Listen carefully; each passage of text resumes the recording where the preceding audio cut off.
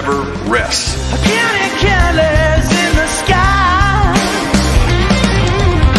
What a thrilling time to be alive.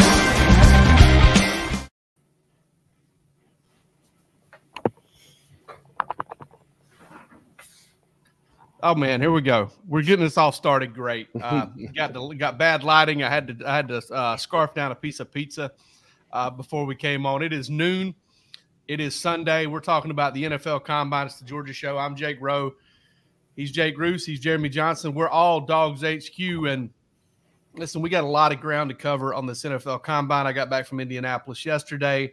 A lot of things said, a lot of great performances thus far, some puzzling decisions to maybe not do that, not work out. We're going to talk about that. And then we're also going to talk about recruiting and kind of get into, all right, we're headed into spring break for Georgia. We're headed into spring practice for Georgia. Visits are going to kick up here in the coming weeks. Where does Georgia stand with some of its top targets? But Roos, let's first of all get to this NFL Combine. And I think of three guys, and it all centers around the 40-yard dash, that really helped themselves in the past couple days. One guy, I would not have predicted it, man. And you can go back and watch the show Palmer and I did on Thursday morning. Tyke Smith, he blew me away with that 40-yard dash, man. I did not have that circled on my card for sure. That was a really impressive performance for Tyke. And I think you pair that with the film that Tyke's put out over the course of his time at Georgia, especially these last couple of years. I think that he really probably helped himself with that. That was probably one of the question marks going into this with him, was how fast was he going to be? Thought he jumped off the page. Vlad McConkey, obviously, was another one that really made a splash. I don't know that was like a shocker for people, but you wondered where it was going to fall, and I think it fell about as good as it possibly could. And then I'll say the other one that didn't have anything to do with 40-yard dashes, in my opinion, but that picture of Amarius Mims from the back where he's standing next to regular-looking people, carrying 340 pounds and looking the way that he does, looks trim, man. I mean, he looks like an NBA player to me. So those were probably my three big takeaways for the weekend. And the other one is, look, Brock Bowers is still Brock Bowers, man. I don't care what anybody says. I don't care what he does and doesn't do. You know who Brock Bowers is. So Brock Bowers gets shout out just for continuing to be Brock Bowers. Yeah, that Amarius Mims photo is pretty incredible, and he'll get to work out later today. Maybe we're showing a little disrespect to the offensive lineman that we're recapping the NFL Combine without letting the offensive lineman work out. Jeremy, the big fella, is just not getting any love. But anything stand out to you? Oh yeah, Javon Bullard was really smooth in everything he did. He looks a little thicker and bigger and stronger than I thought he might have been at Georgia at times, but. Obviously the tape on him is really good, but, he showed the speed. I think he ran 4.4 or something close to that. During the drills, he was one of the guys that didn't waste a lot of motion. There was rarely a misstep, and he just kind of carried himself with a little more swagger than a lot of other guys too. I mean, that doesn't really matter when you turn the tape on, but it matters, when you start looking at the guys that are really good in the NFL. So I think he kind of helped himself a little bit, confirming a lot of things that, people may have seen on tape at Georgia. Both his 40 and Tyke Smith's 40 blew me away. I expected Javon to run well. I didn't expect sub 4.5. I thought kind of mid 4.5, high 4.5 would be very good for him. I really didn't expect Tyke to break 4.6, to be honest with you. That would have shocked me. And honestly, our friend Matt Godwin, I texted him as soon as it happens, and he said, "No way." In there we can't put on the air, only on Bark After Dark. So he was surprised by it as well. And great for Tyke, man, because I don't know, man, maybe it's the fact that I've had a couple knee surgeries or something, but when you get these guys that come to school and Tyke transferred in, he was supposed to be a big piece of that 2021 team. He was supposed to be a big piece. Georgia needed him. They needed guys in the secondary. They signed him and Darian Kendrick and tried to get Brandon Turnage. Georgia needed guys. Tyke gets hurt, breaks his foot, then Tyke tears his ACL, and that's it. And it's just hard to fathom kind of what was going through his head. He comes from a very comfortable place at West Virginia where he knew the scheme and he was making a lot of plays, and he comes to Georgia and he's fighting for a crumb. He's fighting for a crumb 2 years later, and then, gets in there. And honestly, man, this past season, I really felt like he was a little bit of an underrated defender. You look back at the end of the year, leading tackler on a very talented defense, leader in interceptions, leader in tackles for loss, and still very little combine buzz, very little nobody really expected him. I don't think anybody would have picked him as a standout at the NFL Combine. 4.46 in the 40. Looked good doing everything else. He's a ball of dynamite. And, you talk to some people around that program, and the one thing you've always heard is like, he's a really good football player. Teammates love him, and he hits like a ton of bricks. And I'm really excited to see kind of where he ends up and to see if he can put together an NFL career. I think it makes sense that he hits like a ton of bricks when you now realize how much momentum he had behind him when he was delivering those hits, man. I don't think that we thought that was the case. I'm curious, Jake, you got to spend, all those days there and hear the interviews and be around those guys. We talk a lot about the on-field stuff, and rightfully so. I mean, the testing is what's cool, and everybody wants to hear about the 40-yard dashes. But I'm just curious from those interview sessions, who kind of caught your eye and caught your ear with the things that they had to say and the demeanor with which they said it? Cedric Van Pran, always. Him kind of looking into the camera. There was a question from Bobby, a guy that works over at UGAsports.com, who I got to know this week. Good kid. He asked a really good question. He also produces that Real Talk podcast with Tate Ratledge and Brett Thorson. And Tate Ratledge had made the comment that he was struggling with the vocal leadership role vacated by, Cedric Van Pran. And Bobby brings that up. He asked him that question. I thought it was a really good question. And then, Cedric just looks right in the camera. He said, Tate, if you're watching, you ain't got to be me, man. Be yourself. You're enough. I don't know, man. I almost feel like Cedric Van Pran needs to be like our Cedric Van Pran life coach. Like I felt all like warm and fuzzy inside when he was talking about that. I was like, hey, Cedric, can you give me some affirmations maybe that I can just play for myself in the morning? And it's genuine. It is so genuine, which I think is incredible. But listen, that's the reason why Georgia is, Georgia's accomplished what it's accomplished. One of the many reasons is guys like him. He had some cool things to say about Jared Wilson too.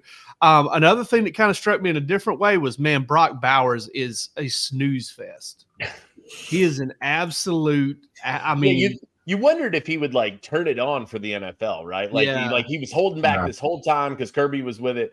No, man, this is just who he is, isn't it? Boring. Just the most boring cat ever. And listen, I wrote a column, and I think honestly, I'm not very proud of my opinions very often. They're just my opinions, and most of them probably stink and are just as flawed as anybody else's, maybe more so flawed than anybody else's.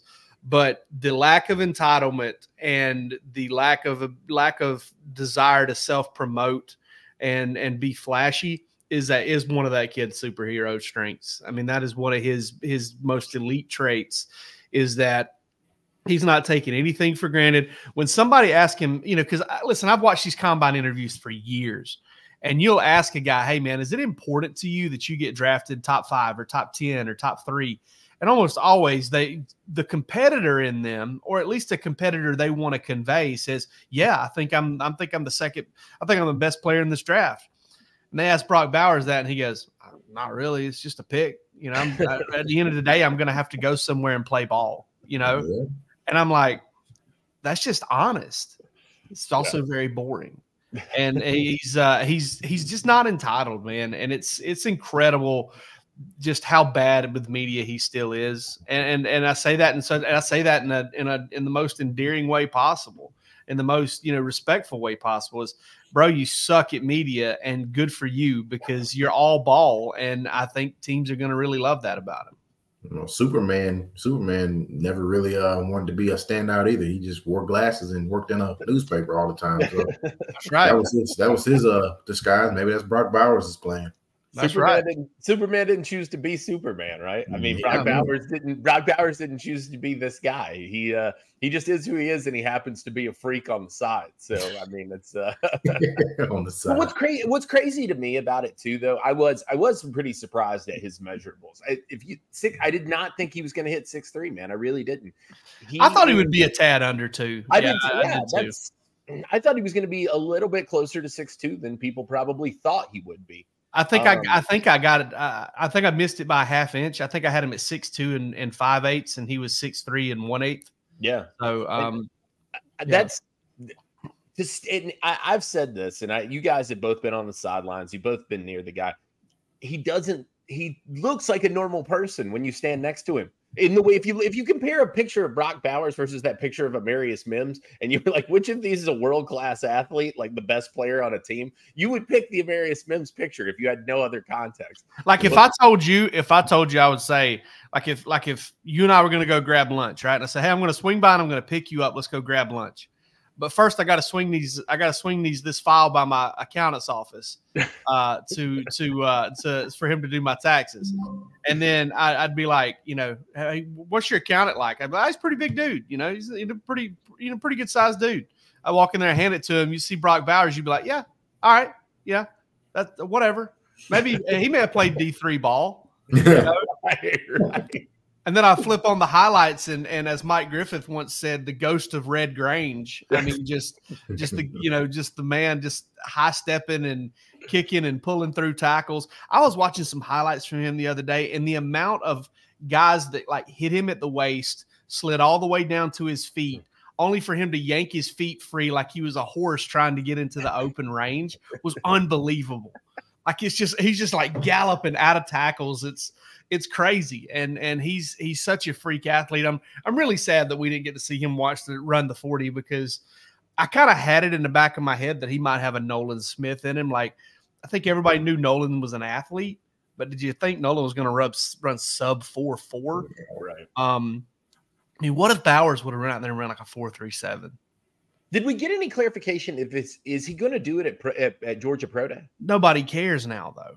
Because we won't get an official watch on it. Well, that's true. That's true. I hope that we get the chance just to see. And that's what we lose in it, And that's I don't think his thing was puzzling at all, the fact that he didn't work out. But man, Kamari Lassiter not running on that track, like Georgia's track is slower. Like Georgia's grass is a little thicker.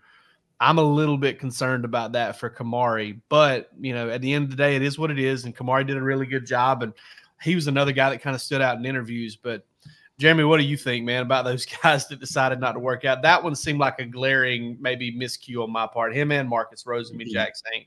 Yeah, I agree with you, because I think both of those guys go out there in that fast field and they blaze a time and put the sweats on for the rest of the process. And you got teams that may have had you on the board, like, well, hold on, let me go back and look at this tape. And now they show up to pro day, and now that's the interview. That's the on person going through the drills.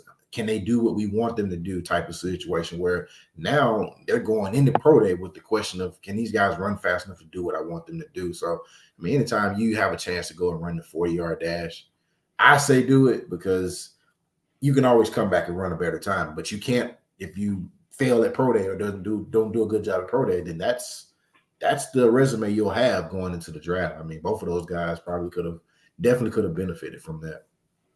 The only thing I can think of is maybe, I know this has happened with some guys this year. I heard it about a few guys talking with some different people. I had some conversations with some agents that certain guys, they saw it more this year than ever, that certain guys didn't really go in and spend the time and effort and money on combine testing, training like they had done in previous years. And I wonder if a guy like maybe Kamari, kind of maybe, I don't know the benefit of not doing that. I mean, maybe he had a little something going on injury-wise, ankle or something like that maybe he got a little bit behind in his combine testing.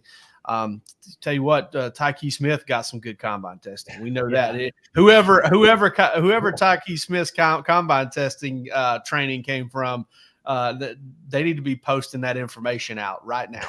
Get it out there. I'm interested to see moving forward how this process is different. Just with, say, if you go to the playoff next year, you're not done with your college team until January 21st. That's a good point. That's that's one less month of preparation you just have to prep for the combines. What are we in March? This is the first week of March. I mean, that's not enough time for these guys at the big programs to prepare moving forward. So I wonder how the schedule in the NFL will be finagled to kind of make that work moving forward. We got a dropping of the term finagling on here, so that works.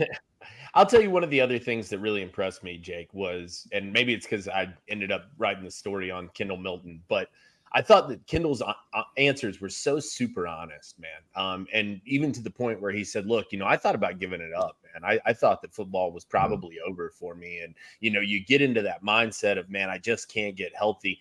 I thought that was so forthcoming of him. And then also for him to speak about how Georgia and how his family and how his support system and people around him, his teammates, all lifted him up. And then, there was that moment he said after the Orange Bowl where he had a chance to go to those guys and say, man, thank you for pulling me through this. Like, that was hard.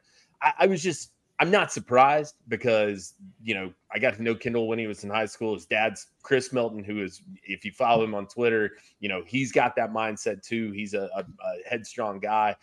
I think that, I just thought it was cool and very forthcoming, very open and honest in a way that you don't often see in a space like that.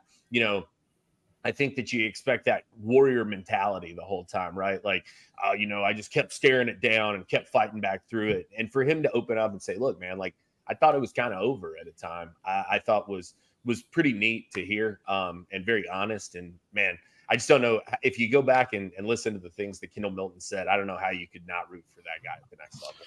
Yeah, that warrior mentality, that gladiator mentality, that's what we call the Jeremy Johnson mentality. He just stares everything down and says, you're mine, I'm going to dominate you. That's just kind of how he does. That's where we're all a little bit scared of him around here. That's why we don't have him on more often. We're afraid to start yelling at him. That's funny, man. The most angry cat I've ever seen in my life. Nah, Jeremy's the best dude ever. So, all right, let's throw it on to the next topic, and really our only other topic today, and that's recruiting 2025. Jeremy, I'm going to put you on the spot, man, and just listen. You live pretty close to me, so this might, you might want to, beat up on me for putting you on the spot like this. I don't know. I'm scared, but seriously, 2025 recruiting. We're going into, so Georgia's on spring break this week. Not a whole lot of recruiting. I don't even care. Phone calls not even going to be happening hardly this week. Georgia begins spring practice 9-ish days, 8 days. They'll be in spring practice for a couple weeks before, I believe it's starting in April. Guys can start taking visits. So let's get out ahead of those visits. Give me 3 guys that if they had to make a decision, this evening, you think they'd pick Georgia? I'm going to start with Travis Smith Jr. I really just feel like Georgia's in a good spot there. They have been for a long time. Obviously, they were one of the first schools that really say, hey, you're going to be a guy that can do what we want you to do at this next level. So I like where Georgia is there. Another guy, Elijah Griffin, Savannah Christian, big-time defensive lineman out of, South Georgia.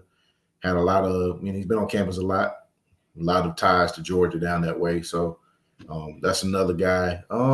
Number 3, I'm going to go with. Hey, don't name that one yet. Let's get to Jake Roots before you name one. I want to take all of them.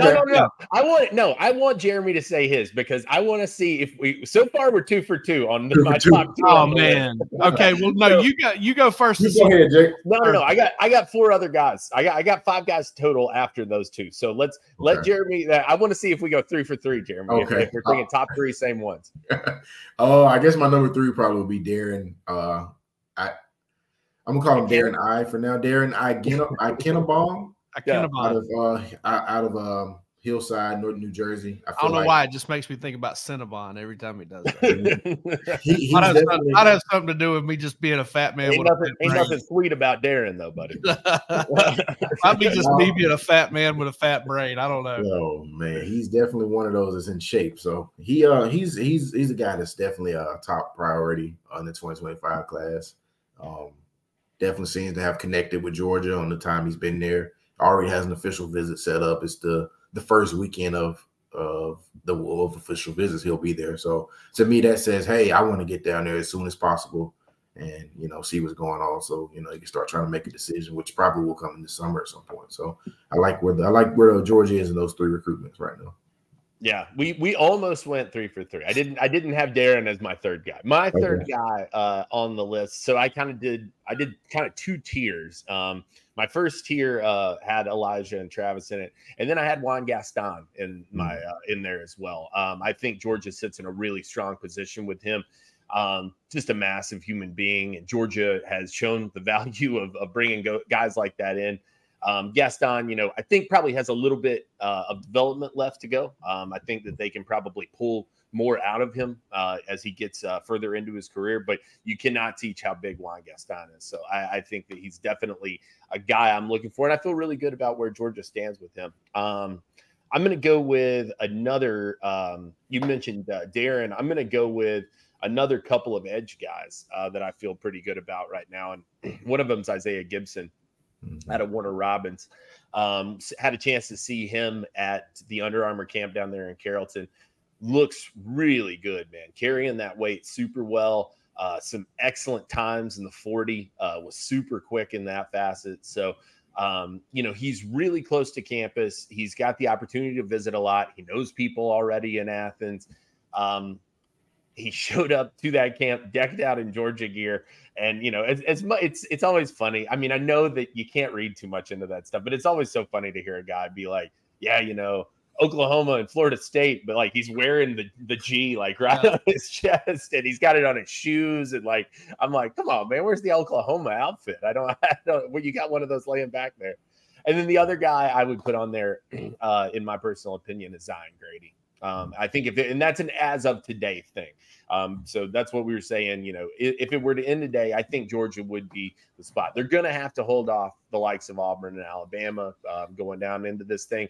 Pulling a kid like that out of Alabama is not going to be easy, but I think because of the turnover that Auburn's had over the last couple of years, they're still kind of on the come up. Because of the turnover Alabama had, that kind of prompted him to reopen things. So like I've said before on this podcast, I think the state of Alabama this year is about as open as you're going to find it. And Georgia needs to get in there and try to capitalize if they're going to do it this year, because those teams are only getting better. That Auburn should be better given the class that they just brought in. Kalen DeBoer didn't lose a ton despite the turnover. So I think that it's a situation where Georgia can get in there and make some headway, and needs to do so probably. I like Zion to Georgia today. Check back with me in 3 weeks. Yeah. Man, hearing y'all go through those edge guys, though, where does Bryce Davis fit? Yeah, because, sure. Bryce. I wouldn't take any one of them over Bryce Davis personally. I'm very high on him. He is Azeez Ojulari 2.0 in my opinion.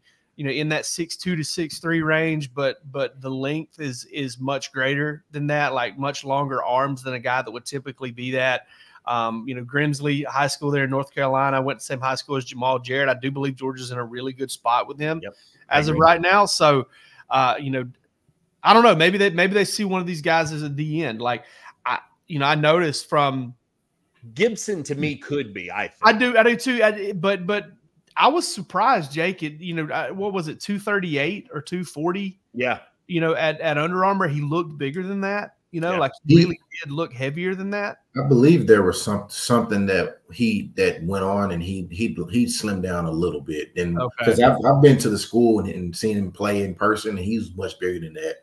I thought Jared was about to say, I think there was something going on with the scale at Under Armour. Somebody put a ping pong ball underneath it or something. No, he definitely had slimmed out a lot more than even if he had slimmed out, because that's the first time I'd ever seen him. I really did see him, and I thought, man, this guy's bigger than this guy's. I was thinking more like 255, and then I think he came in at 238, and don't have all the numbers from Under Armour that we can share, but I think he ran right at that high 4.6, low 4.7 range, which is very, very, very good in my opinion on that track. I mean, I think the best time was like mid 4.4s, and that was a guy that was like 170 pounds. So in terms of size speed combo there, that was one of the better times I felt like was there. So just interesting that you guys bring up all of those edge guys, and I like all of them, right? I mean, I do, but Ikenabon really strikes me as a true edge. I could see it with Isaiah Gibson, but not quite yet. Zion Grady is absolutely, that if, honestly, I had the conversation with Charles Power that I could actually see Zion Grady as an off-ball linebacker personally. He kind of gives me the Nolan Smith kind of vibe about him. Or Jalen Walker, Nolan Smith, Jalen Walker type vibe. Yeah, exactly. Maybe some edge rush talent, but the athleticism to kind of back up and play some linebacker a little bit, which is something Georgia asks their outside backers to do anyway. Yeah. And then to me, Bryce Davis is that true jack.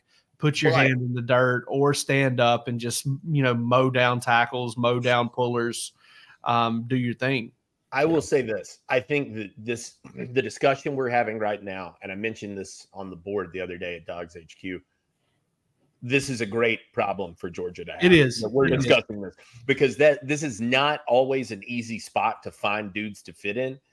This year, they've got a really deep crop and several of them with high interest in the Dogs. So they've got a chance here to put together, if you go get, it's hard to find 2 to 3 guys. If you could go get 3 or 4 guys for this spot, man, you can really kind of reshape that room, get some numbers in there, kind of pad for next year, depending on how you're feeling about that. Maybe it is a 2 class, right? Yeah. You don't always know how it's going to be. And these guys are such a premium position now that take them all in and let God sort them out, man. Yeah. The good thing about this group is that if they were to get all of them, they all do something a little different. They all can do different things, and you kind of feel a need in every one of them you would get, because like we just mentioned 4 different comps for those guys, and Georgia's, they've gotten guys in the past, but we don't really know what Damon Wilson is yet. We don't really know what Samuel Mpemba is yet. We don't know exactly what those guys will be. Gabe Harris is another one that's kind of going through a metamorphosis while he's in college. So, you can kind of backfill that room and make sure you have guys that can come in behind those guys over the next couple of years. Yeah, exactly. So we're going to finagle the metamorphosis, and we'll get these guys where they need to be. Jeremy's just dropping these $10 words on us. I love it. No, and honestly, let's be honest about this. NIL and the rigors of the recruiting trail are going to probably fix this problem for Georgia. Sure. As my house tries to fall down around me. If y'all didn't hear that, boom. But yeah, so I mean, it's one of those things that's good. It's all going to work itself out. But like Ruth said, it's great to have this many options. And honestly, it seems like there are some other guys out there that we're probably not even talking about at that position. Oh yeah. At this point that, it's also one of those, like, Georgia tends to fall in love with a guy or two that camps over the summer. All right, Isaiah Gibson, let's say he shows up to Georgia this summer, works out and weighs 248 or 247 or something. Then you maybe start to think more of him as a hand in the ground guy. So there's a lot to work out. And listen, we're excited about it. We're excited about spring practice coming up. Just a little over a week away. We're going to have that covered for you over at DawgsHQ. And we'll be back with you tomorrow night for Bark After Dark.